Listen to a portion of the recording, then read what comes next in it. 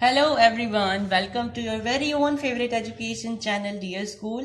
तो स्टूडेंट्स, आज हम क्या पढ़ने वाले हैं? तो भाई आज हम क्लास 10th हिंदी व्याकरण का एक छोटा सा और आसान सा टॉपिक जिसका नाम है अनुच्छेद लेखन, इसको पढ़ने वाले हैं। ये दिखने में बहुत छोटा सा टॉपिक है, लिखने में भी शायद आसान है, लेकिन इसका वेटेज ऑलमोस्ट 6 मार्क्स का है if I am not wrong, आपके सीबीएसई बोर्ड एग्जाम्स के अनुसार। तो आज हम इसी के बारे में थोड़ी सी टिप्स एंड ट्रिक्स देखने वाले हैं। क्या अनुच्छेद में हमें कुछ अलग से लिखना होता है, अनुच्छेद को हम कैसे लिखते हैं और क्या क्या हम कीवर्ड्स का इस्तेमाल कर सकते हैं, किस तरीके से हम ये 6 के 6 नंबर अपने हाथ में ला सकते हैं। तो चलिए स्टार्ट करते हैं।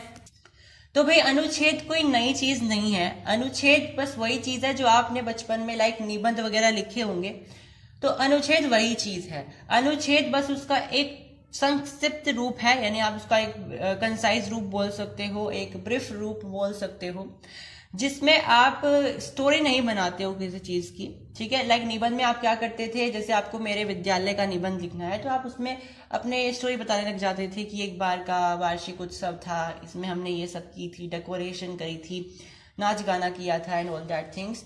तो आपको अनुच्छेद में ये सारी चीजें नहीं लिखनी होती है कि ये स्टोरी चल रही थी या स्टोरी वो चल रही थी। ठीक है, होता निबंध की तरह ही है, आपको इसमें भी लिखना होता है, लेकिन आपको इसमें ज्यादा से ज्यादा हेडिंग नहीं बनानी होती है।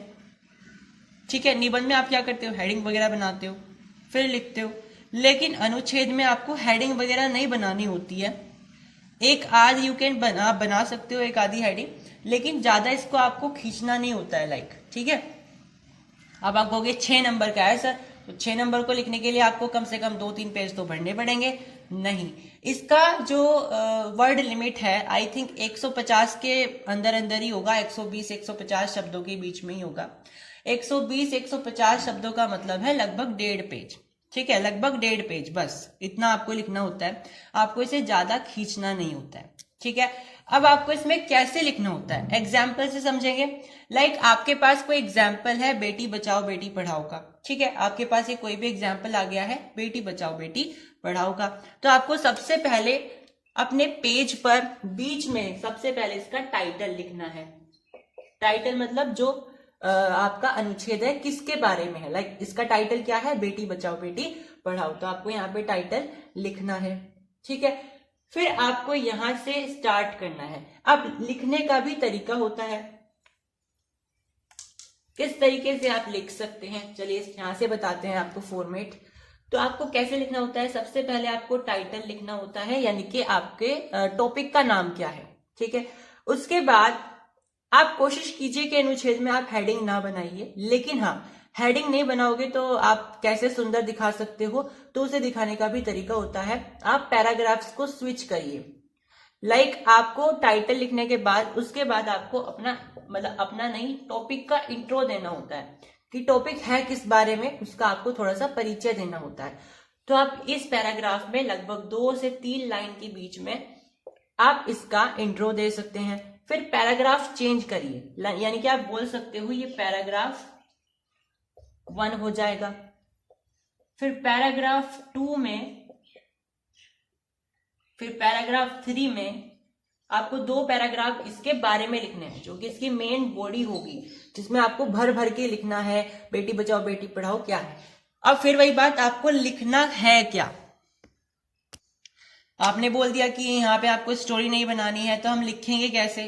तो भाई आपको इसमें कुछ तथ्यात्मक चीजें लिखनी होती है, थोड़ा सा डेटा लिखना होता है। अगर आप जानते हो लाइक बेटी बचाओ बेटी पढ़ाओ कब शुरू हुआ था, किसने स्टार्ट करा था, क्या योगदान हुआ था, तब से लेकर के अब तक इसमें क्या क्या डेवलपमेंट्स हुई हैं या क्या हुआ था इसमें, इसका ग्राफ आप बनाना नहीं है ग्राफ, लेकिन आप उसको थोड़ा सा डिस्क्राइब कर सकते हो। अगर आपको थोड़ा बहुत पता है कि इस साल इस अभियान में ज्यादा बढ़ोतरी आई थी, फिर इस साल इसमें थोड़ी सी यू कैन से डिक्रीमेंट आ गया था। ठीक है, तो भाई ये आपका कोई स्टोरी बेस्ड नहीं होता है, आपको इसमें थोड़ा सा अपनी नॉलेज यूज करनी होती है।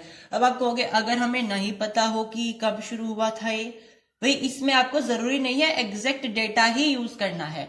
आपको नहीं एग्जैक्ट नहीं पता है कि इस साल हुआ था, इस डेट को हुआ था, तो आप थोड़ा सा अनुमान लगा सकते हो। ठीक है। लाइक आप क्या लिखते हो, जैसे आप हमारा देश कब आजाद हुआ था 1947 में, मान लो आपको नहीं पता है तो आप क्या लिखोगे, आप वहां पे लिखोगे 1950s 1940s के आसपास हुआ था, ठीक है, आप ऐसे ही लिखते हो। तो आपको अगर एग्जैक्ट डेट्स एंड डेटा नहीं पता है तो आप उसमें थोड़ा सा अप्रोक्सीमेशन का लगा सकते हो, अनुमान लगा सकते हो, ठीक है। उसके बाद ये तो चलो ठीक है, आपको थोड़ा बहुत पता होना चाहिए था, लेकिन ये चीज आपको जरूरी नहीं है, आपको पता ही होनी चाहिए लाइक कि इस साल इसमें इतना परसेंट का इंक्रीमेंट हुआ, इतनी परसेंट ये बढ़ा, इस साल इतने परसेंट का डिक्रीमेंट हुआ यानी इतने परसेंट घटा। तो ये आप अपने अंदाजे से लगा सकते हो, ठीक है। यानी कि आप बोल सकते हो कि 2020 में इसमें बहुत ज्यादा इंक्रीमेंट हुआ, ठीक है। कितने परसेंट का इंक्रीमेंट हुआ आप बोल सकते हो 21.3%। रैंडम आप बना सकते हो, ठीक है, क्योंकि भाई कोई चेक नहीं करने वाला वहां बैठ करके कि कितनी परसेंट का इंक्रीज हुआ था, कितनी परसेंट का डिक्रीज हुआ था। तो आप अपने अंदाजे से वहां पे डेटा लिख सकते हो, ठीक है। तो आपको इन दोनों पार्ट्स में यही चीजें लिखनी होती है, ठीक है। ये 2-3 लाइनों में हो गया, और जो भी आपको भरना है, जितना भी आपको वर्ड पूरे करने हैं, ऑलमोस्ट आप सारे इसमें ही करते हो। फिर जैसे ही आप थर्ड पैराग्राफ अपना कंप्लीट कर लोगे, आपको कुछ स्लोगन्स लिखने होते हैं। स्लोगन्स मतलब कुछ पंक्तियां लिखनी होती हैं जो कि लाइक बोलते हैं नारे टाइप, ठीक है, नारे लिख लीजिए जो भी है। जैसे आपका बेटी बचाओ बेटी पढ़ाओ है तो आप इससे रिलेटेड कोई भी पंक्ति लिख सकते हो, कोई फ्रेज लिख सकते हो, ठीक है, उससे रिलेटेड। फिर आपको अपना पैराग्राफ, लास्ट वाला जो पैराग्राफ है वो आपको लिखना है, जिसमें आप कंक्लूजन दोगे। कंक्लूजन का मतलब है आप इन पूरी चीजों से क्या निष्कर्ष निकाल सकते हो, किस तरीके से आप बेटी बचाओ बेटी पढ़ाओ को कंटिन्यू कर सकते हो आने वाले समय में, और आपको क्या क्या स्टेप्स लेने हैं, ये सब चीजें। कंक्लूजन आपको ज्यादा लाइन में नहीं देना है, आप 3 से 4 लाइन में आप खत्म कर सकते हो। ये चीज आपको घिचमिच नहीं करनी है, इससे ऊपर आपको एक लाइन छोड़नी है, इसके नीचे भी एक लाइन छोड़नी है, ताकि ये अलग से दिखाई दे, ठीक है। ये एक तरीका होता है सुंदर दिखाने का। कुछ लोग ये भी करते हैं कि अनुच्छेद में डायग्राम भी बना देते हैं, आप भी वो कर सकते हो। यहाँ पे एक छोटी सी लड़की किताब लेकर के बैठी हुई है, वो आप बना सकते हो, अगर वो बेटी बचाओ बेटी पढ़ाओ का है, ठीक है। तो इस तरीके से भी आप कर सकते हो, ये सुंदर दिखाने का होता है। तो बेटा ये जो आपके लैंग्वेज के सब्जेक्ट होते हैं, राइटिंग के सब्जेक्ट होते हैं, लाइक हिंदी हो गया, इंग्लिश हो गया, इसमें आपको प्रेजेंटेशन बहुत मैटर करता है। किस तरीके, देखो लिख सब रहे हैं, अनुच्छेद कौन बच्चा होगा जो नहीं लिख रहा होगा, जिसे आइडिया नहीं होगा कुछ, वही नहीं लिखेगा, बाकी तो सभी लिखेंगे। लेकिन क्या सबको अच्छे मार्क्स मिल जाएंगे, क्या सबको पूरे मार्क्स मिल जाएंगे, नहीं मिलेंगे। लेकिन लिख तो सब इसी टॉपिक पे रहे हैं, तो क्यों नहीं मिलेंगे सबको एक जैसे मार्क्स, क्योंकि यहाँ पे प्रेजेंटेशन बेटा कंपटीशन बढ़ा देता है। आपको प्रेजेंटेशन सबसे अच्छा रखना है। तो प्रेजेंटेशन की मैंने कुछ टिप्स बताई हैं। आपको सबसे पहले यहाँ पे टाइटल लिखना है बड़ा बड़ा सा। ये पैराग्राफ 1, 2 आपको नंबर नहीं डालना, नहीं आपको इंट्रो की हेडिंग डालनी, आपको जस्ट पैराग्राफ में यहाँ से इंट्रोडक्शन लिखना है, 2-3 लाइन में आपको इंट्रोडक्शन लिखना है। फिर सेकंड पैराग्राफ जब आप नेक्स्ट पैराग्राफ पे स्विच करोगे तो आपको फिर उसके बारे में लिखना है जो आपका टॉपिक है। फिर एक और पैराग्राफ स्विच कर दीजिए, उसमें भी आपको वही सब लिखना है। 2 पैराग्राफ क्यों स्विच करने हैं बॉडी में, क्योंकि भाई एक ही में आप बहुत ज्यादा लिखोगे तो पढ़ने में थोड़ा सा बोरिंग हो जाता है, तो आपको थोड़े से पैराग्राफ स्विच करने चाहिए, ठीक है। फिर आपको एक पंक्ति लिखनी है जिसको आप थोड़ा सा हाईलाइट कर सकते हो। हाईलाइट कैसे करोगे, एक लाइन ऊपर से छोड़ दीजिए, एक लाइन नीचे से छोड़ दीजिए, ताकि वो थोड़ा सा आपको अलग से दिख जाए टीचर को।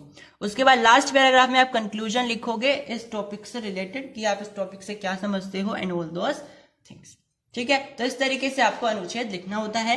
ये कोई नई चीज नहीं है, बस हाँ इसका लिखने का थोड़ा सा तरीका अलग होता है। आपको इसमें कहानियां नहीं बनानी होती है, आपको इसमें थोड़ा सा फैक्चुअल डेटा स्टैटिक्स एनालिसिस से बात करनी होती है, जो असली में जो चीजें हुई हैं, जो तथ्यात्मक चीजें हैं, उन पर आपको लिखना होता है, ठीक है। आप इसमें कुछ चीजें ये भी लिख सकते हो कि किसी महापुरुष ने ये बात कही थी, ठीक है, इस बॉडी के अंदर, कि महात्मा गांधी जी ने ये बात कही थी, आप ये सब लिख के लिख सकते हो। तो लगेगा कि हाँ ये थोड़ा सा तथ्यात्मक बच्चा है, ये थोड़ी सी तथ्यों पर बात करता है, ना कि थोड़ी सी बुनी बुनाई बातों पर, ठीक है। तो आप इस तरीके से इसमें अच्छा दिखाने की कोशिश कर सकते हो। So that was all in this video. Subscribe करना ना भूले, हमारे चैनल से जुड़े रहिए और हमारे चैनल को शेयर करना ना भूले। Thank you.